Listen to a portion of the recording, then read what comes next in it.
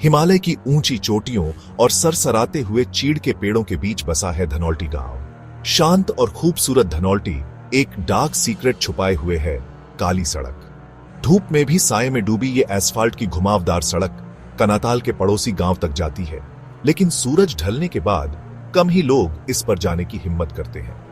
काली सड़क कोई मामूली सड़क नहीं है, ये एक ऐसी जगह है जहां हमारी दुनिया और दूसरी दुनिया के बीच का पर्दा पतला हो जाता है। लोग अजीब घटनाओं, भयानक आवाजों और डरावनी आत्माओं की कहानियां सुनाते हैं जो अंधेरे में इस सड़क पर जाने वालों को परेशान करती हैं। कई लोग इन कहानियों को अंधविश्वास मानते हैं, डर और अंधेरे से पैदा हुई कल्पना।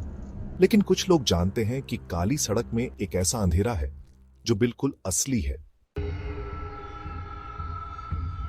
धनौल्टी के गांव वाले लंबे समय से जानते हैं कि रात में काली सड़क से बचना चाहिए। जब सुरक्षित रास्ते हैं, भले ही लंबे हों, तो किस्मत को क्यों चुनौती दें। माता पिता अपने बच्चों को सड़क पर छिपे खतरों के बारे में चेतावनी देते हैं, पीढ़ियों से चली आ रही डरावनी कहानियां सुनाते हैं। रात के सन्नाटे में गूंजती बेजान हंसी, यात्रियों को धक्का देने वाले अनदेखे हाथ, हवा में फुसफुसाते हुए शब्द, फुसफुसाहट जो रूह कंपा देती है। सालों से अनगिनत यात्रियों ने काली सड़क पर परेशान करने वाले अनुभवों की खबर दी है। ट्रक ड्राइवर अपने इंजन्स की आवाज से हिम्मत जुटाते हुए अपने वाहनों पर एक अजीब दबाव की बात करते हैं, मानो अनदेखे हाथ उन्हें सड़क से हटाने की कोशिश कर रहे हैं। कुछ लोग साये में छिपी हुई आकृतियों की झलक देखने का दावा करते हैं, जो करीब से देखने पर गायब हो जाती है। ये कहानियां एक गांव वाले से दूसरे गांव वाले तक फुसफुसाई जाती है, जिससे काली सड़क की एक डरावनी जगह के रूप में प्रतिष्ठा मजबूत हुई है। एक ऐसी जगह जहां अंधेरे के बाद बचना चाहिए। 18 के साल में एक भयानक रात धनौल्टी के 3 जवान खुद को काली सड़क पर मंडराते अंधेरे से टक्कर लेते हुए पाते हैं।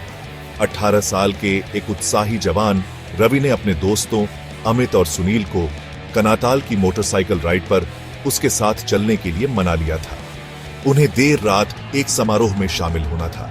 एक दोस्त की बर्थडे पार्टी और अच्छी कंपनी और मौज मस्ती के लालच ने अंधेरे के बाद काली सड़क पर यात्रा करने की उनकी आशंका पर भारी पड़ गया था। पूर्णिमा की रात थी, हवा ठंडी और ताजा थी, आसमान टिमटिमाते तारों से भरा हुआ था। जैसे ही उन्होंने अपनी यात्रा शुरू की, तीनों दोस्तों ने उत्साह का अनुभव किया। उनके दिलों में एडवेंचर का रोमांच दौड़ रहा था। वे हंसे और मजाक किया। रात के सन्नाटे में उनकी आवाजें गूंज रही थीं।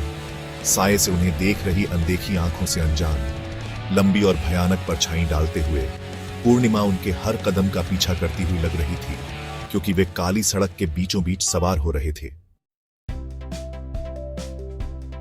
घुमावदार सड़क पर मोटरसाइकिल की गूंज रही थी। उसकी हेडलाइट अंधेरे में रास्ता काट रही थी। हवा काफी ठंडी हो गई। तीनों दोस्तों की हंसी धीमी हो गई, क्योंकि उन पर बेचैनी छा गई। सड़क के दोनों ओर जंगल दबा हुआ सा लग रहा था। पेड़ टेढ़ी मेढ़ी उंगलियों की तरह उन्हें अंधेरे में खींचने के लिए पहुंच रहे थे। और फिर बिना किसी चेतावनी के ये हुआ। मोटरसाइकिल की हेडलाइट टिमटिमाई, मंद हुई और बंद हो गई, सड़क को अंधेरे में डुबो दिया। अचानक सन्नाटा केवल उनके आश्चर्य के हाँफने से टूटा, बहरा कर देने वाला था। इंजन फुसफुसाया और खांसा, आखिरकार एक कराह के साथ मर गया जो सन्नाटे में गूंज गया। डर ठंडा और चिपचिपा उनके दिलों पर अपनी पकड़ मजबूत कर रहा था। काली सड़क के बीच में, लगभग अस्वाभाविक अंधेरे में डूबे हुए, उन्होंने एक उपस्थिति महसूस की, अनदेखी लेकिन स्पष्ट उन्हें देख रही थी। भाग 5, बिना चेहरे वाली औरत। रवि ने अपनी फ्लैशलाइट के लिए टटोला।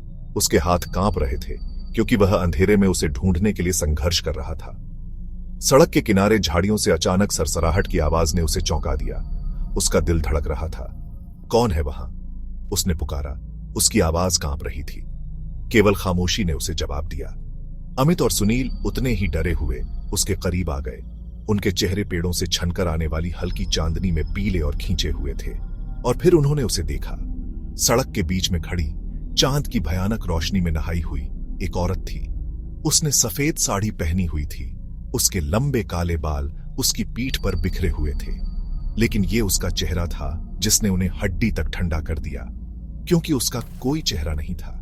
जहां उसकी आंखें नाक और मुंह होना चाहिए था, वहां केवल त्वचा का एक चिकना सादा विस्तार था, जैसे एक खाली कैनवास जिस पर एक बुरा सपना चित्रित किया गया हो।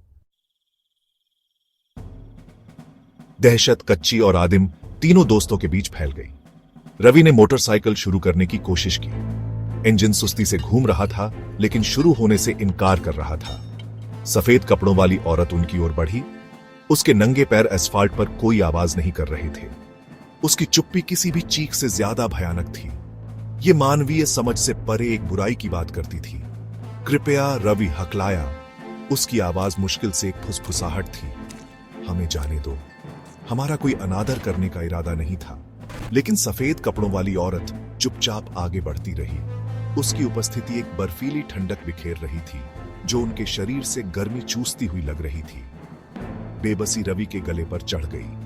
वह जानता था कि उन्हें कुछ करना होगा, कुछ भी, जो भी उनके सामने खड़ी दुष्ट शक्ति के चंगुल से बचने के लिए।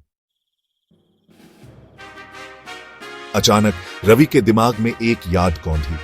उसकी दादी की आवाज शांत विश्वास से भरी एक प्राचीन प्रार्थना का पाठ कर रही थी। एक प्रार्थना जो बुरी आत्माओं को दूर भगाने के लिए कही जाती है। उम्मीद की एक लहर के साथ रवि ने शब्दों का जाप करना शुरू कर दिया। उसकी आवाज हर शब्दांश के साथ मजबूत होती गई। अमित और सुनील उसकी हताश आशा को पकड़ते हुए उसके साथ जुड़ गए।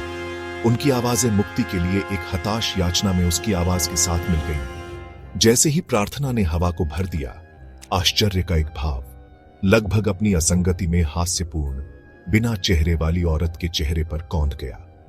हवा एक अनदेखी ऊर्जा से चटक गई। सफेद कपड़ों वाली औरत झिझकी। उसकी प्रगति रुक गई, मानो किसी अदृश्य शक्ति ने उसे रोक लिया हो। मोटरसाइकिल का इंजन फुसफुसाया, पकड़ा और जोर से शुरू हो गया। उसकी हेडलाइट अंधेरे में छुरा घोंप रही थी। उनके सामने प्रेत को क्षण भर के लिए अंधा कर रही थी।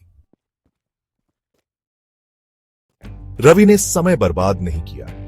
इंजन को तेज किया और उस शापित जगह से दूर भाग गया।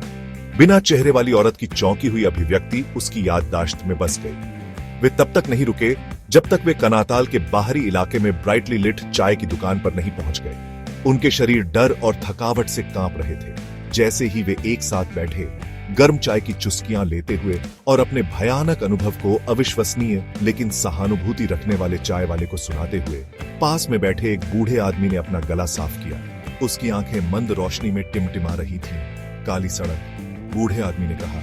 उसकी आवाज उम्र के साथ कर्कश, एक जवान दुल्हन की आत्मा से प्रेत बाधित है। 20 साल पहले उसके लालची पति ने उसे उसी सड़क पर मार डाला था।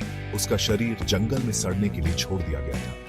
वे कहते हैं कि वह पूर्णिमा की रातों में दिखाई देती है, न्याय की तलाश में, शांति की तलाश में।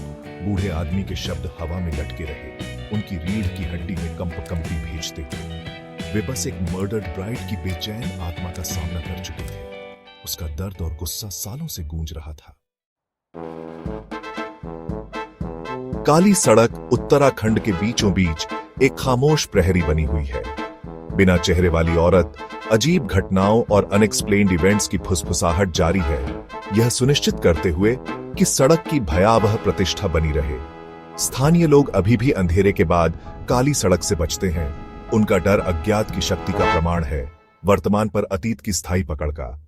तो प्रिय दर्शक, अगली बार जब आप खुद को हिमालय में पाएं और आप एक घुमावदार सड़क पर आएं जो साए में डूबी हो, एक सड़क जिसके बारे में स्थानीय लोग आपको अंधेरे के बाद यात्रा करने के खिलाफ चेतावनी देते हैं, तो अपने आप से ये पूछें, क्या आप काली सड़क पर चलने की हिम्मत करते हैं?